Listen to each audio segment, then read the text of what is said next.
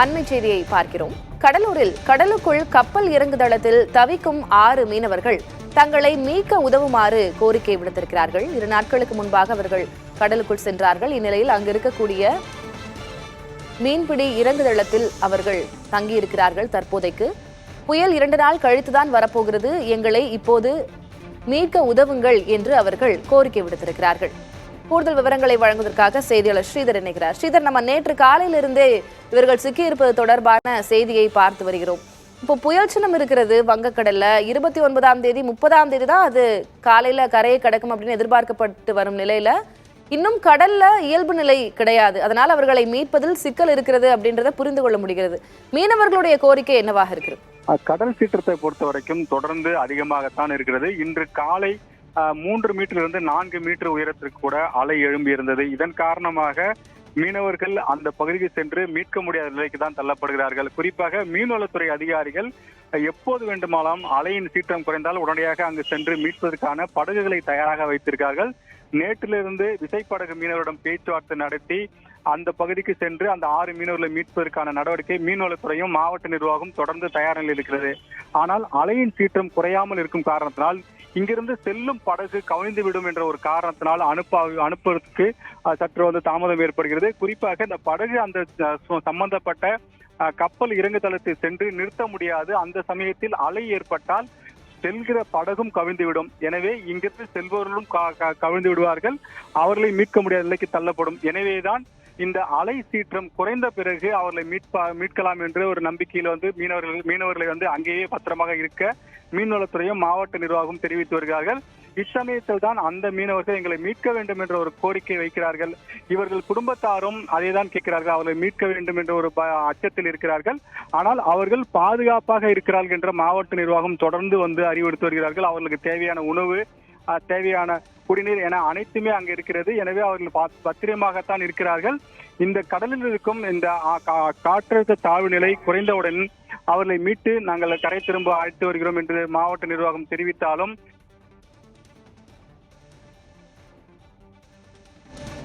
கடலுக்குள் இருக்கக்கூடிய அந்த கப்பல் இறங்குதளத்தில் தவித்து வரும் மீனவர் ஒருவரே தற்போது நம்மோடு தொலைபேசி வாயிலாக இணைந்திருக்கிறார்.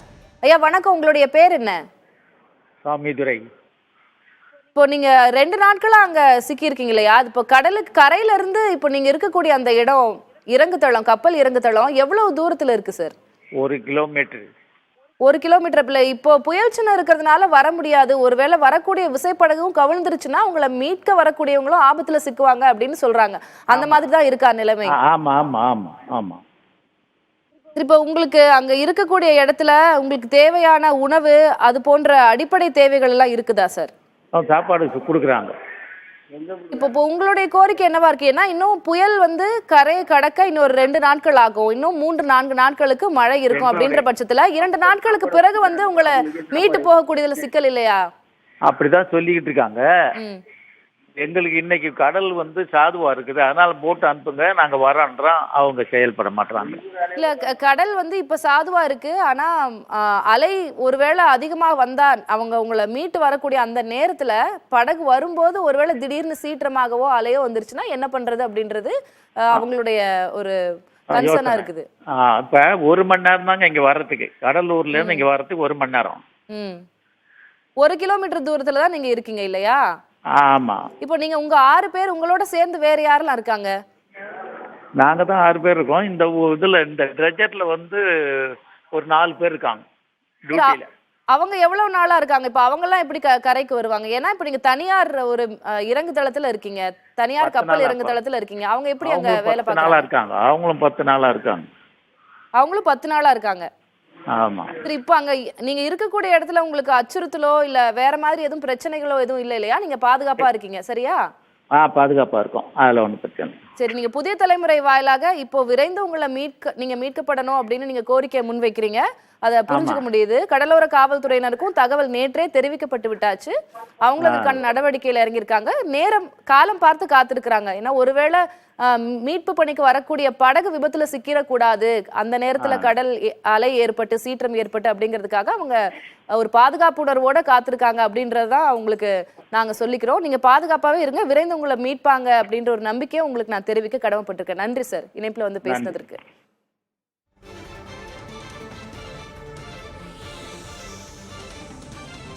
தொடர்ந்து நம்முடைய செய்தியாளர் ஸ்ரீதர் இணைந்திருக்கிறார். ஸ்ரீதர், இப்போ நம்ம அங்க சிக்கி இருக்கக்கூடிய மீனவர் ஒருவரிடம் பேசணும். 1 கிலோமீட்டர் தான் இருக்கு அந்த கப்பல் இறங்கு தளம். கரையில இருந்து 1 கிலோமீட்டர் தொலைவில் தான் இருக்கு. அதனால இப்பவே ஒரு போட் அனுப்பிச்சா கூட எங்களால வந்துட முடியும் அப்படின்னு அவங்க சொல்றாங்க. ஆனா இப்போ கடலோர காவல் படையினர் சொல்லக்கூடிய, அவங்க மீண்டும் அழுத்தி சொல்லக்கூடிய விஷயம் என்னவாக இருக்கிறது? ஏன்னா இது அவங்களுடைய குடும்பத்திற்கும் தெரியப்படுத்தப்பட வேண்டும் இல்லையா? நம்ம புதிய தலைமுறை வாயிலாக அந்த கோரிக்கை அவங்க முன் வச்சிருக்காங்க. இல்ல என்ன சிக்கல் அப்படின்றத அவங்களுடைய குடும்பத்துக்கும் தெரியப்படுத்த நம்ம கடமைப்பட்டிருக்கோம். அதை நீங்க விளக்குங்க ஸ்ரீதர். குறிப்பாக இந்த கடல் மயில் என்பது தரை மயில் போல் கணக்கிட முடியாது. ஒரு நாட்டிக்கல் என்பது 2.5 கிலோமீட்டர் அளவிற்கு வரும். அது மட்டும் இல்லாமல் இவர்கள் அந்த வழியாக சென்ற வழி என்பது கிட்டத்தட்ட 4 to 6 கிலோமீட்டர் செல்ல வேண்டும். குறிப்பாக சொல்ல வேண்டும் என்றால் கடலூர் துறைமுக பகுதியிலிருந்து சம்பந்தப்பட்ட அந்த இடத்திற்கு செல்ல வேண்டும் என்றால் 3 நாட்டிக்கல் மைல் தூரம் செல்ல வேண்டும். 3 நாட்டிக்கல் என்றால் 10 கிலோமீட்டர் தூரத்திற்கு அது கடல் வழியாக செல்ல வேண்டும். அவர்கள் சொல்லுவது கடல் நாட்டிக்கல் மைல சொல்கிறார்கள், 1 நாட்டிக்கல் மைல் என்று சொல்கிறார்கள்.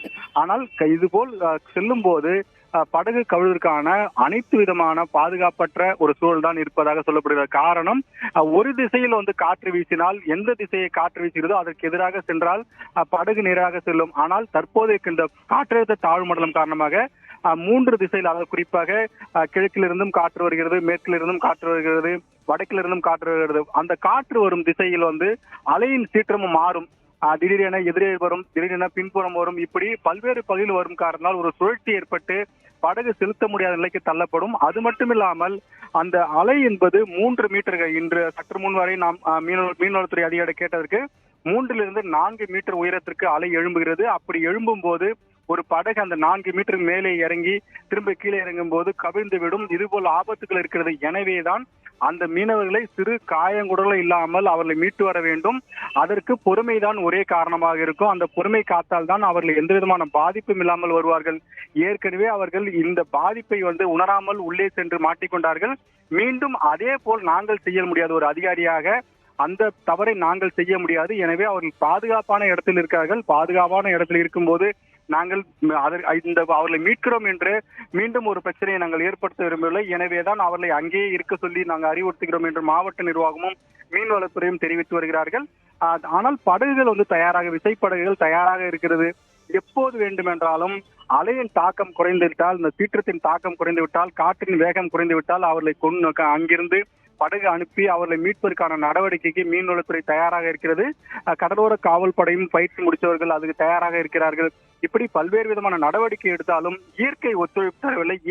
நிச்சயமா அது புரிந்து கொள்ள முடிகிறது. ஏன்னா மீட்பு பணிக்கு அப்படின்னு சென்று விட்டு அவர்கள் ஒரு பிரச்சனையில மாட்டிக்க கூடாது அப்படின்றத நிச்சயமாக புரிந்து கொள்ள முடிகிறது. நான் ஒரு புரிதலுக்காக கேட்கிறேன். இப்போ அந்த தனியார் கப்பல் இறங்கு தளத்துல ஏற்கனவே வேலை பார்க்கக்கூடியவங்க இருப்பாங்க இல்லையா, அவங்க ஒரு 4 பேர் அங்க 10 நாட்களாக இருக்கிறார்கள்.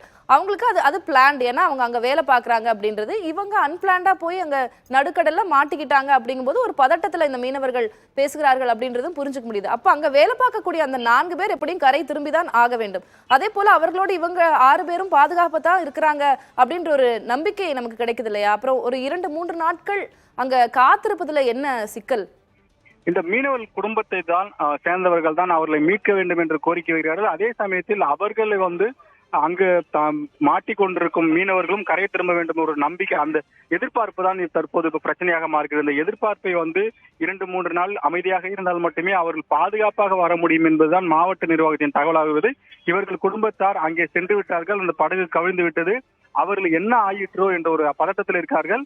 அவர்களும் இவர்கள் குடும்பத்தை பார்க்க வேண்டும் என்ற ஒரு எண்ணத்தில் இருக்கிறார்கள். இப்படி இருவேறு அந்த அன்பின் காரணமாகத்தான் இந்த குடும்பத்தினர் தவித்து வருகிறார்கள். ஆனால் காவல்துறையும் மீன்வளத்துறையும் வருவாய்த்துறையும் மாவட்ட நிர்வாகம் அவர்கள் பாதுகாப்பாக இருக்கிறார்கள். எனவே பொறுமை காக்க வேண்டும். இயற்கையின் சீற்றத்தின் முன்னால் நாம் ஒன்றுமே செய்ய முடியாது. எனவே பாதுகாப்பான இடத்தில் தான் அவர்கள் இருக்கிறார்கள் என்று அவர்கள் மாவட்ட நிர்வாகம் நம்பிக்கை தெரிவிக்கிறார்கள். தொலைக்காட்சி வாயிலாகவும் நம்மளுடைய செய்தி வாயிலாகவும் நாம் அதையே தான் சொல்கிறோம். தற்போது இருக்கக்கூடிய இடம் பாதுகாப்பான இடத்தில் இருக்கிறார்கள். சற்று பொறுமையாக இருந்தால் விரைந்து அவர்கள் மீட்கப்பட்டு விடுவார்கள் அப்படின்ற நம்பிக்கையை நம்ம அவங்களுக்கு கொடுக்க கடமைப்பட்டிருக்கோம். உங்களுடைய விவரங்களுக்கு நன்றி ஸ்ரீதர்.